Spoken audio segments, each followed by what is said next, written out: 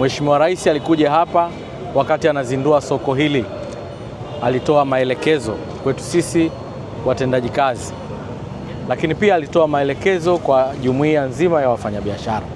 Hivyo kwa niaba ya serikali naomba nitumie nafasi hii niwashukuru sana. Nimshukuru ndugu yangu Severin ambaye ni mwenyekiti wa jumuiya ya wafanyabiashara Kariakoo ambao wamefanya kazi kubwa sana, lakini nimshukuru ndugu yangu Lusinde ambaye pia ni mwenyekiti wa wafanyabiashara wadogo katika soko hili la Kariakoo, lakini pia makamu mwenyekiti wa taifa wa machinga, lakini nishukuru jumuiya ya ambao wote wanaendesha magari, wanaoendesha maguta, wale wanaotoa huduma, wote wameweza kusikia kauli ya serikali ni nini.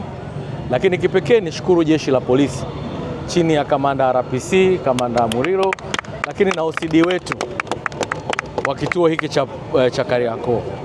Tulikuja mara ya kwanza, hii ni mara ya tatu. Wameitikia wito na ndio maana wamekuwa wastaarabu sana kwa jumuiya ya wafanyabiashara wenyewe. Tulikuja kuzungumzia masuala ya magari kutokuingia mchana.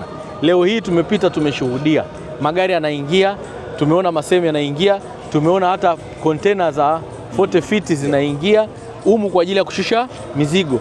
Wako ndugu zetu wanashusha mizigo hapa kuanzia jioni mpaka asubuhi, wanapata riziki.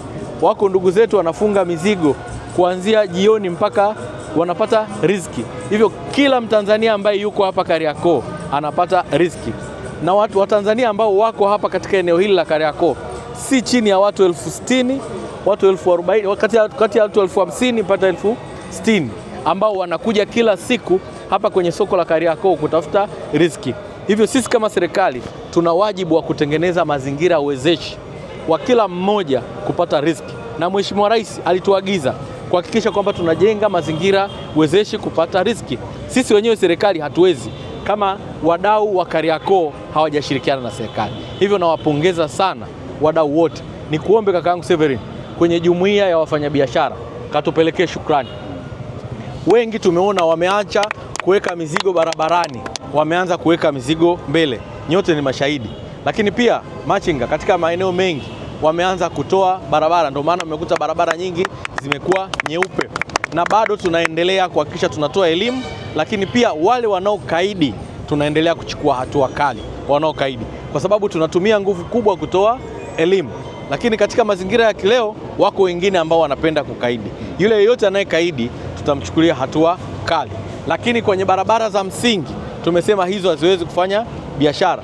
Mfano barabara hii ya Msimbazi, hiyo hatuwezi kujadiliana na mtu kwamba kuna mtu anataka mjadiliane kwa sababu anataka kufanya biashara barabarani. Hapana. Hii ya Tandamti hapana. Hiyo ya Pemba hapana. Hiyo ya Mkunguni hapana. Hizo zote tumesema hapana. Lakini pia tunaenda kupangana barabara ambayo inaingiza chakula katika eneo la soko la Kariakoo. Soko letu la Kariakoo Mheshimiwa ameleta fedha nyingi zaidi ya bilioni 28. Mule kuna watu ambao wanategemea kuleta mazao, vyakula mbalimbali. Vyakula hivi vinaletwa na magari kwa kupitia njia ya Shimoni na kutokea na njia hii ya Tandamti. Hivyo ni barabara ambayo tunaenda kuifungua. Lakini pia niwatake wale wenzangu na mimi ambao tunafanya biashara, kama na changamoto, jumuiya ya wafanyabiashara wadogo wapo kwa ajili ya kuona namna gani tunatatua changamoto zao. Lakini pia kama kuna changamoto kwa wenzetu wanaofanya biashara wakubwa, yuko mwenyekiti na jumuiya ya wafanyabiashara wa Kariakoo kwa ajili ya kuona namna gani tunatatua changamoto zetu. Lusinde ni mwenyekiti wa jumuiya ya wafanyabiashara wadogo wa machinga hapa Kariakoo.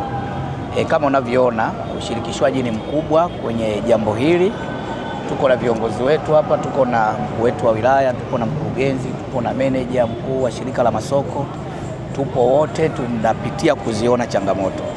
Tunapitia kuona changamoto, lakini pia tunapitia kuona manufaa ya watu wote, kwa sababu Kariakoo ni ya watu wote.